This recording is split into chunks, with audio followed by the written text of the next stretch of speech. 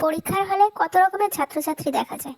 তাদের মধ্যে নাম্বার 1 হলো টপার্স, যারা ঝড় জল ভূমিকম্প হলেও তার মধ্যে শুধু লিখতেই থাকে।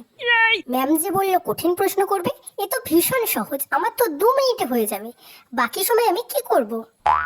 নাম্বার 2, যাদের শুধু পেজ চাই। ম্যাম পেজ লাগবে, আর একটা পেজ দিন। ম্যাম সাপ্লিমেন্ট, আর একটা এক্সট্রা শিট দিন। নাম্বার 3, ভাবুক। বাইরে কাকুর মনে হয় মোমো তৈরি করা হয়ে গেছে, আমি কেন বেকার ঘরে বসে আছি, ওখানে গেলে মোমো খেতে পারতাম, কিছুই তো লিখতে পারছি না। Number 4, confused students. প্রশ্ন তো একটা চিনতে পারছি না। আর রাত ধরে এত ইতিহাস পড়লাম, কিন্তু এ তো দেখছি ভূগোল পরীক্ষা হচ্ছে। এবার কি লিখবো? নাম্বার 5, যারা শুধু পরীক্ষার দিন প্রথম স্কুলে আসে। এগুলো কি আদৌ আমাদের বইতে আছে?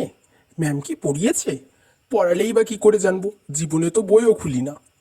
আমি তো স্কুলেই আসি না, বইও তো কিনিনি, কি আছে কি করে জানবো? এই টাকাটা দিয়ে তো ফুচকা খেয়েছি, কি বার লিখবো? Number 6, back benchers. এই একটু দেখা না, আমি কিচ্ছু পাচ্ছি না, তুই তো কত টুকলি নিয়ে এসেছিস, একটু দেখা।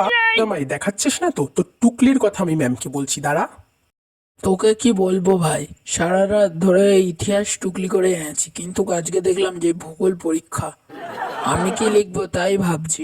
তাহলে আর কোনো সমস্যা নেই, দুজন একসাথে ফেল করব, দুজনে একসাথেই ক্লাসে থাকবো। তোমরা পরীক্ষায় কে কি করো কমেন্ট করে জানাও, আমাদের চ্যানেলটিকে সাবস্ক্রাইব করো।